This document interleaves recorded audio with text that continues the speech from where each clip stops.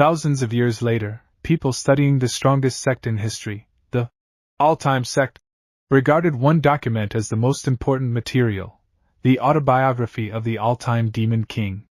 In it, the process of his joining the All Time Sect was recorded like this.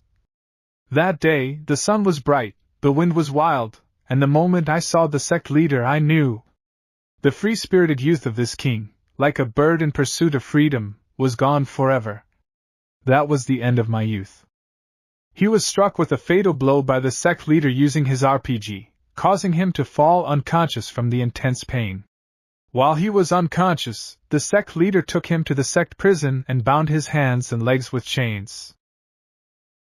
Oh, you're finally awake. Congratulations on not moving recklessly. Otherwise, another cannon shot might have, well, let's just say you'd go from Demon King to Demon Queen. TSK, this king underestimated you all. Just escaped from one cage, only to fall into another. Though it's hard to kill this king, that old sweeper of yours might have had the tiniest chance of doing so while I was unconscious. So, why imprison me instead of killing me outright?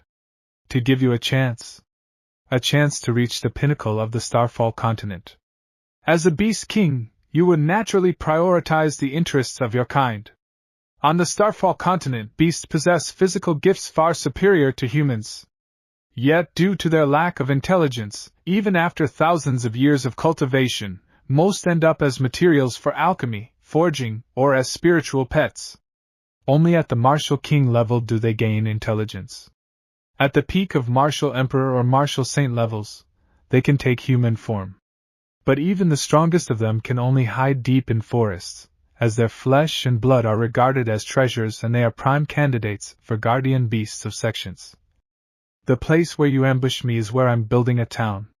It's a place where not only sects can exchange cultivation techniques and spirit medicines but also where beast experts can coexist harmoniously. As long as you join my all-time sect, I promise. So, after all this talk, you just want this king to become your sect's guardian beast. Mark my words. The beast race will never be enslaved. Even if it means I'll rule as a queen, I'll destroy you. He tried to attack the sect leader, even breaking the chains that restrained him and smashing the walls as he pulled the chains. Eventually, he was trapped in a small formation and made to tour the sect. Such bold claims. Convincing this demon king will not be easy. Don't pretend to be asleep now that you're awake. The sect leader wants you to take a tour and see if his words hold any weight. Save your strength. You know my skills. Even if this formation is small, it can still trap you for 2 or 3 hours. This is our beast training grounds. The wolf riders often undergo special training here. There's a Martial King level Gale wolf, and it's already intelligent. Being used as a human's mount, how could they endure such humiliation? It's your fault for running unsteadily and throwing me off. Thousands of years have passed, and humans still treat my kin like this, beating and scolding them at will when displeased. And your sect leader brought me here to see this? To humiliate me. I told you to hold on tight. I've practiced this move with you over 10 times already. If it weren't for the special meal you promised me, do you think I'd waste my time entertaining an idiot? Now I'm mad. The kind of mad that can't be appeased. 2 meals? Deal. After all, I'm not doing this for the food. It's about honor. Your sect's way of interacting with spirit beasts is quite unique. The sect leader believes that since fierce beasts with intelligence are considered spirit beasts, they should be treated equally. But what I'm more curious about is, who is Dudu? You mentioned Dudu, and now I'm hungry. She's the pride of our entire sect, the ultimate bonding agent, and a legendary weapon for recruiting new members. Speaking of which, aren't you the future recruit? Perfect excuse to use you as a reason to enjoy a meal made by Dudu herself.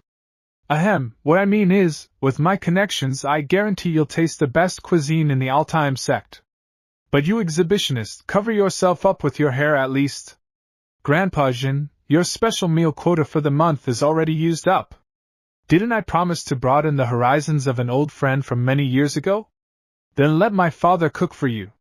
His skills are top-notch too. His food doesn't glow, so it's not good enough. But I already promised Brother Zhongyi. How about you and Grandpa Jun come back after dinner? The smell of the food cooked by Dudu reaches the Demon King's nose. Little girl. Cooking for this king is your honor, yet you keep pushing it aside. Are you looking for? As he threatened Dudu, the disciples who heard it rushed to attack him, though their efforts were futile as he was inside the formation. Where did this brat come from? How dare you threaten Dudu? You've touched the reverse scale of my all-time sect. Move aside. Let's see who dares harm Dudu. I'll roast him with one breath of fire. You. The kitchen is under my little Long Long's protection. Didn't you know? Ask around the Starfall continent. Anyone who interrupts my meals doesn't meet a good end. Except for Chan Qian. Who the hell are you?